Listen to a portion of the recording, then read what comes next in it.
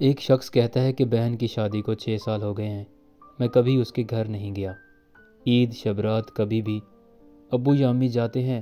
میری بیوی ایک دن مجھے کہنے لگی، آپ کی بہن جب بھی آتی ہے اس کے بچے گھر کا حال بگاڑ کر رکھ دیتے ہیں، خرچ ڈبل ہو جاتا ہے، اور تمہاری ماں ہم سے چھپ چھپا کر کبھی اس کو صابن کی پیٹی دیتی ہے، کبھی کپڑے، کبھی صرف کے ڈبے، اور کبھی کبھی تو چاول کا تھیلا بھر دیتی ہے۔ اپنی ماں کو بولو یہ ہمارا گھر ہے، کوئی خیرات سینٹر نہیں۔ مجھے بہت غصہ آیا۔ میں مشکل سے خرچ پورا کر رہا ہوں اور ماں سب کچھ بہن کو دے دیتی ہے۔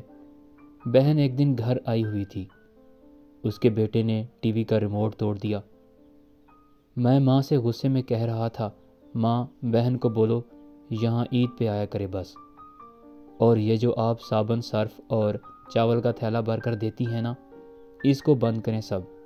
ماں چپ رہی، لیکن بہن نے ساری باتیں سن لی تھی۔ میری بہن کچھ نہ بولی۔ 4 بج رہے تھے، اپنے بچوں کو تیار کیا اور کہنے لگی، بھائی مجھے بس سٹاپ تک چھوڑاؤ۔ میں نے جھوٹے منہ کہا، رہ لیتی کچھ دن، لیکن وہ مسکرائی، نہیں بھائی، بچوں کی چھٹیاں ختم ہونے والی ہیں۔ پھر جب ہم دونوں بھائیوں میں زمین کا بٹوارا ہو رہا تھا تو میں نے صاف انکار کیا، بھائی میں اپنی زمین سے بہن کو حصہ نہیں دوں گا۔ بہن سامنے بیٹھی تھی، وہ خاموش تھی، کچھ نہ بولی۔ ماں نے کہا، بیٹی کا بھی حق بنتا ہے، لیکن میں نے گالی دے کر کہا، کچھ بھی ہو جائے میں بہن کو حصہ نہیں دوں گا۔ میری بیوی بھی بہن کو برا بھلا کہنے لگی، وہ بیچاری خاموش تھی۔ بڑا بھائی علیحدہ ہو گیا۔ کچھ وقت کے بعد میرے بڑے بیٹے کو ٹی بی ہو گئی۔ میرے پاس اس کا علاج کروانے کے پیسے نہیں تھے، بہت پریشان تھا۔ میں نے قرض بھی لے لیا تھا ₹1,00,000۔ بھوک سر پہ تھی، میں بہت پریشان تھا۔ کمرے میں اکیلا بیٹھا تھا، شاید رو رہا تھا حالات پہ۔ اس وقت وہی بہن گھر آ گئی۔ میں نے غصے سے بولا، اب یہ آ گئی ہے منحوس۔ میں نے بیوی کو کہا، کچھ تیار کرو بہن کے لیے۔ بیوی میرے پاس آئی، کوئی ضرورت نہیں گوشت یا بریانی پکانے کی اس کے لیے۔ پھر 1 گھنٹے بعد وہ میرے پاس آئی، بھائی پریشان ہو؟ بہن نے میرے سر پہ ہاتھ پھیرا، بڑی بہن ہوں تمہاری، گود میں کھیلتے رہے ہو، اب دیکھو مجھ سے بھی بڑے لگتے ہو۔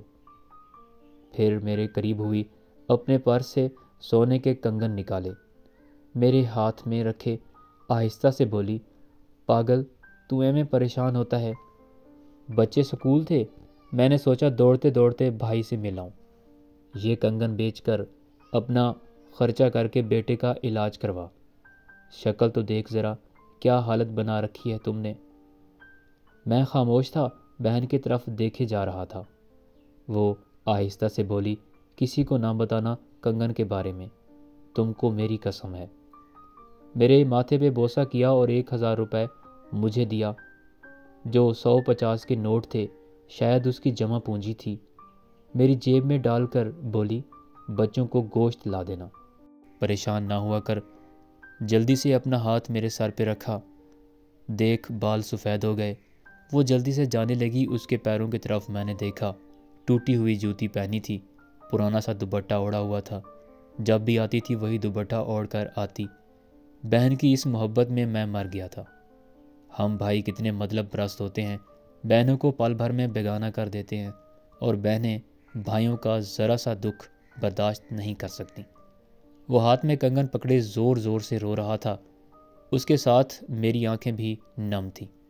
اپنے گھر میں خدا جانے کتنے دکھ سہ رہی ہوتی ہیں، کچھ لمحے بہنوں کے پاس بیٹھ کر حال پوچھ لیا کریں، شاید ان کے چہرے پہ کچھ لمحوں کے لیے ایک سکون آ جائے۔ بہنیں ماں کا روپ ہوتی ہیں۔ اللہ پاک آپ کی اور میری بہنوں کی زندگی لمبی کرے اور ہر آزمائش اور مصیبت سے محفوظ فرمائے اور دلی سکون نصیب فرمائے، آمین۔